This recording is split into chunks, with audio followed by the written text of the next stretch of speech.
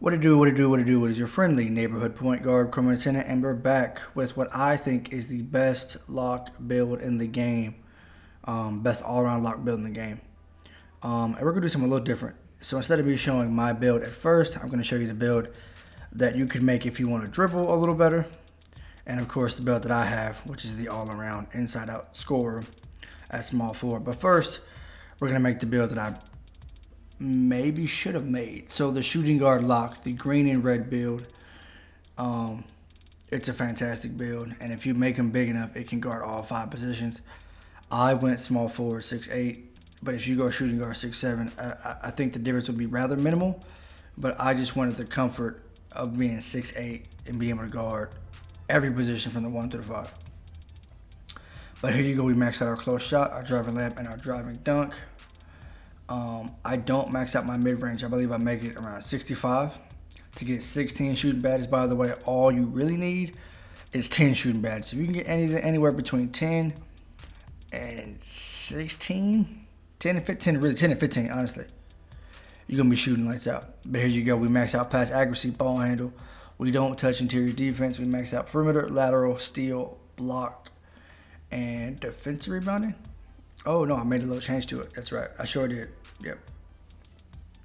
So you can see we tweak around the numbers just so we can get 18. You can get 18 in a lot of different ways, but that's sort of how I did it on this particular build here. Body shape to me doesn't matter. And then I go 6'7". And the weight, because I like my guys to be balanced. I like them to be balanced as far as strength, speed, acceleration, and the like. So I go 235 again. We want him to guard everybody. We want him to guard not just the guards, but the bigs. And this build is so much fun. I really want to experiment with this. Maybe someone could tell me. But if you make a green and red lock with slasher take, do you get contact dunks? I would love to know, and I'm high-key considering making one just to find out. But we're going to see. Anyways, as you see, we get inside-out score. We get compared to Jimmy Butler, Mitch Richmond, and Victor Oladipo. And oh man, the build is so much fun. I'm going to show you the potential badge layout. For this position, remember this is a shooting guard, green and red, shooting and lockdown, 2 guard. And the reason why I made it this way is I get 1 more finishing badge and 3 more playmaking badges. And finishing badges, you can do a couple things with this. If you try slasher, you probably go gold contact, bronze slithery. But again, people need to remember the biggest thing when it comes to making any kind of lock or any kind of play shot or anything like that. As long as you get your layup to a 70, you can get the cheesy long athlete layup package for those hop steps. And you see, we're going through this pretty quick. I'm going through my badges again on my actual build. So don't feel the need to rush or anything like that. You can press pause too, of course. But yeah, this build has been something I've been playing with for the last, 2-3 weeks. And ever since patch 10 dropped, 2K's been pretty boring. Dribbling is so boring that I've been trying to find ways to make it more enjoyable. And again, as y'all all know, and I posted this video about my pure playmaker. I love dribbling. I love the game. Like in 2K20 has potential to be so good. And here you see me working on my small forward, the actual build that I really have, which I love for its versatility. It can get rebounds, it can pass, it can dribble, it can shoot. And I'll have gameplays, another video of gameplays of me dropping people off in stage. My first time in stage, for real. Running up a little 5-game streak with my lock. But anyways, like I said before, the game is boring, man. It's just, and I'm halfway to Elite 2. Puma Mania is lurking right around the corner. I think it's showing up right around Valentine's Day, something like that. But yeah, it's a little dry right now, man. I'm trying to find ways to keep it interesting, and this lock has been a real good way to keep it interesting because it's a stat sheet stuffer. And you might be wondering why I got the mid-range so low on this build. It's because mid-ranges go in regardless, honestly. And if you have a 67 mid-range and know your jumper, it's going to drop regardless, honestly. So yeah, that's why I have it like that. And I've been cashing out. Surprisingly enough, this build with jump shot 38, and I'm going to show you the animations in a little bit. Jump shot 38 silver quick draw is more than enough to knock shots down at a consistent clip. And remember, I made my dude 6'8", 242, wingspan 87.7, and again, Inside out score at the small forward position, we get compared to Gordon Hayward, Chris Mullin, and Brandon Ingram. This, again, is the most fun build you can make. To me, as a lock, to do it all. To dribble, to shoot, to pass, to defend, and obviously to get rebounds. So, yeah, the build's great. And this is my typical badge setup here. And you're going to get a sneak peek at my 1v1 badge setup as well. But, yeah.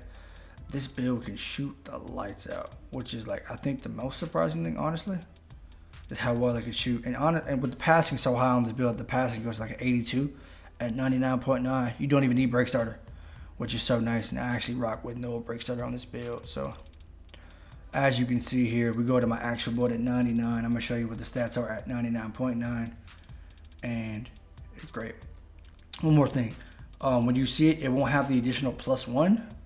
But the +1 is rather insignificant. It's just nice to see that 88 speed with the +1. But this build is 99.9.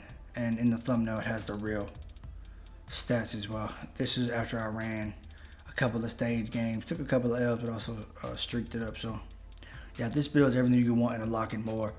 Hall of Fame clamps. Hall of Fame intimidator can get snatch blocks. I've even broken some angles with gold space creator. So the build is dope. And yeah, pretty straightforward stuff here. You know, I had to flex on them a little bit. You see me press circle. You see the Elite One, the gold nameplate. I'm the highest rep in this part. I actually just recorded that. But here it is. Here are the attributes. You see the 70 driving lane, what you need for the long athlete. 72 is great. You see the mid range, the ball handling, all that stuff. So yeah, man, it's dope. But these are my actual 1v1 badges that I adjust. Gold Slither at the 1v1 court is pretty cheesy. Or silver Slither and bronze fancy. You see the shooting. I rock gold deep fades. I hit this ridiculous fade on this one dude. Made him quit low key. But those are my regular shooting badges. 1v1 badges again. But you see the silver downhill, bronze bailout for the squad. And again, you see the post badges for the big guys in that 1v1 stage. But you know, y'all know how I do. But yeah, bronze rebound chaser, bronze boxes, all you need for defensive boards. I noticed that with the 65 offensive rebounding, if you have gold or Hall of Fame rebound chaser, you're going to be snagging for those offensive boards like you're jumping out the gym for them. And really quickly here are my animations. Again, the biggest animation that I think you need to finish and be effective at the rim, long athlete, pretty straightforward stuff. Hope you enjoyed the video. I'll try to make it quick for y'all today. And yeah, gameplay of this godly inside out score coming soon. Hope y'all are having a great day, and thank you so much. Cromanton out.